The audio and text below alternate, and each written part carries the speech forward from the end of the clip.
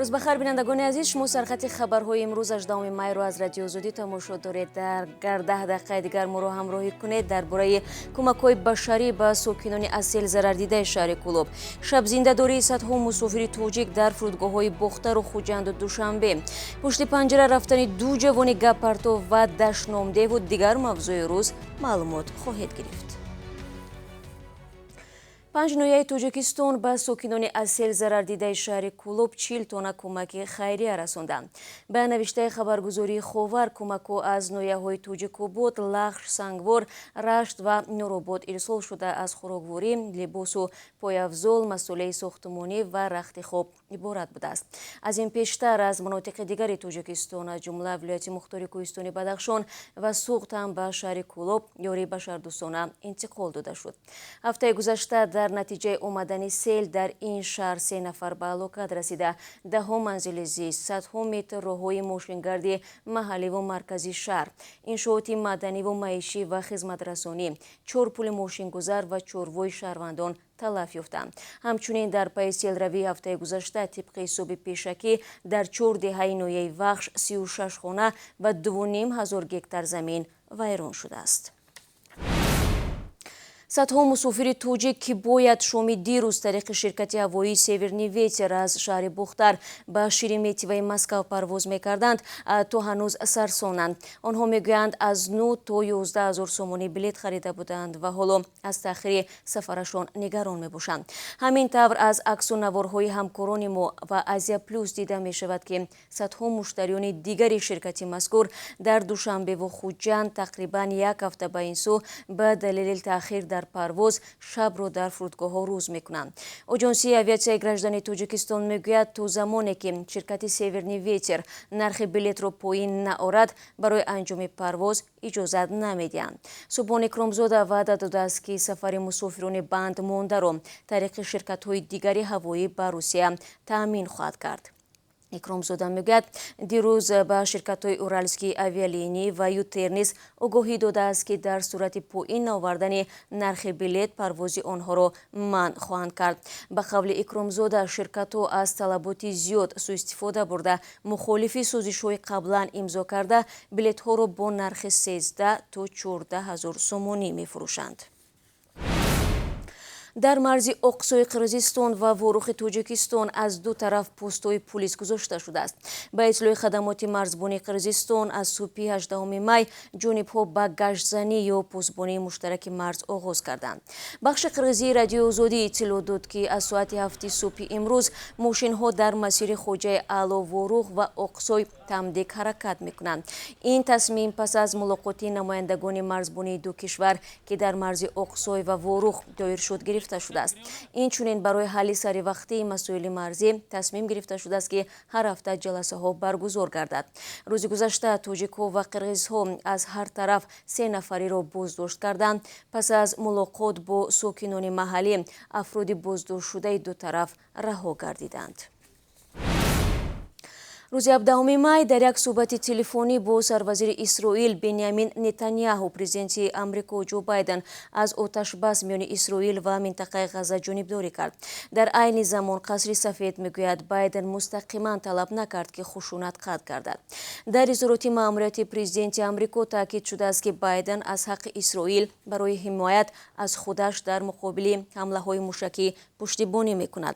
هنگام صحبت با نتانیاهو همچنان پیشبرد عملیات نظامی بر ضد جنبش حماس و دیگر گروه‌های تروریستی بررسی شده است.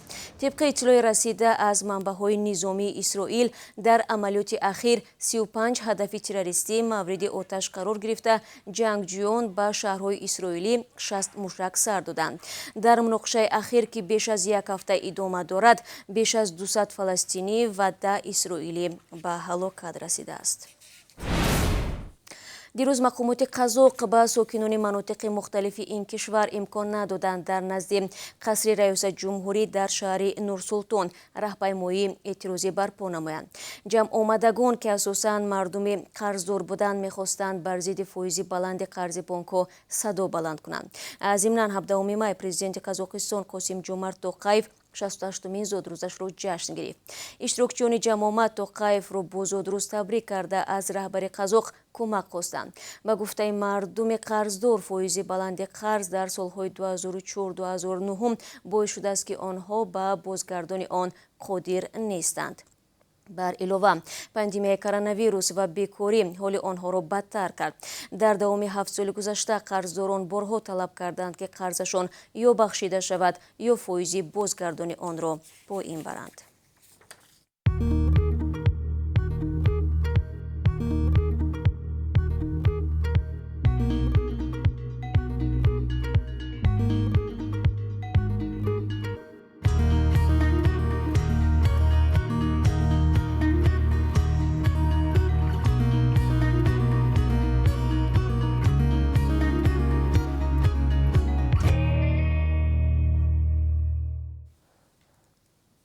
шумо Сархатти хабарҳоро тамошо доред.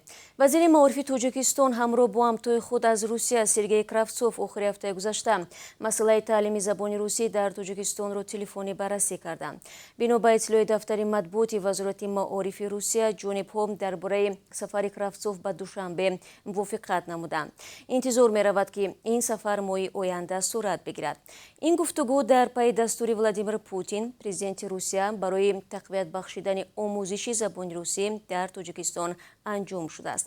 коршиносон мегӯянд, таваҷҷӯҳи хоси Москав ба омӯзиши забони русӣ дар Тоҷикистон бахше аз стратегияи Кремл оид ба тавсеаи нуфузи сиёсияш дар кишварҳои шарики он мебошад. дар Русия мемонем. ҳукумати Русия маҳдудиятҳо барои вуруди муҳоҷирони корӣ аз кишварҳои Осиёи марказиро коҳиш дод.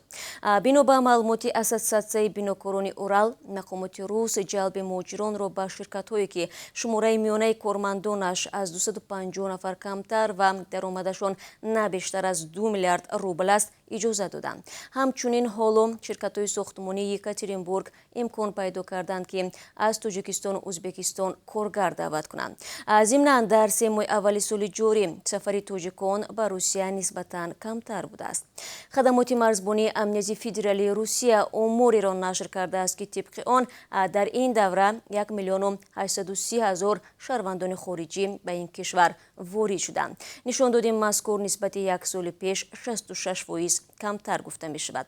дар миёни 10 кишваре, ки сокинонаш бештар ба Русия рафтанд, тоҷикистониён дар ҷои 6-ум қарор гирифтанд.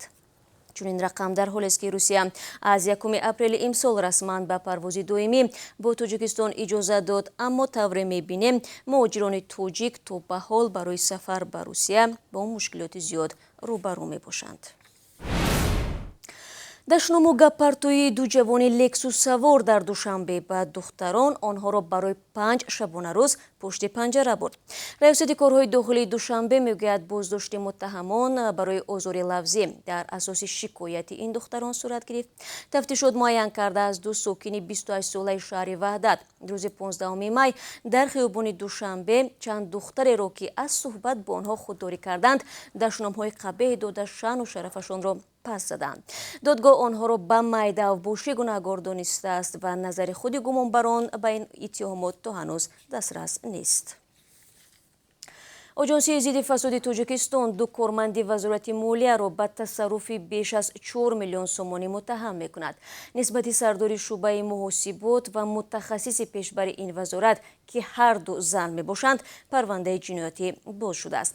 ба қавли оҷонсӣ, гумонбарон дар давоми солҳои 2018-2020 борои сохтакории ҳуҷҷатҳои муҳосибӣ ин миқдор маблағро аз худ карданд.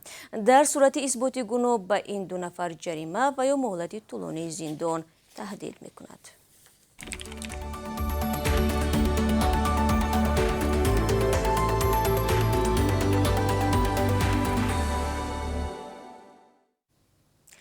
боз 2 ноболиғ дар шаҳри Душанбе дар руд ғарқ шуданд. Кумитаи ҳолатҳои фавқулода мегӯяд, рӯзи 16 май 3 писари навраси 7, 8 ва 11 сола дар руди Душанбе ҳангоми обозӣ ғарқ мешаванд.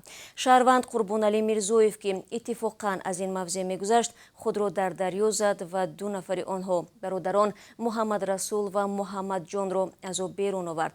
мутаассифона яке аз онҳо аллакай ҷон дода буд.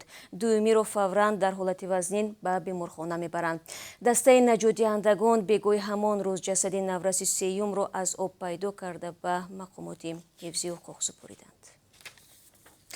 در پایان صحبت بینندگان عزیز برایتان از قرب رسمی اسعار خارجی در تاجیکستان یادآور می‌شوم.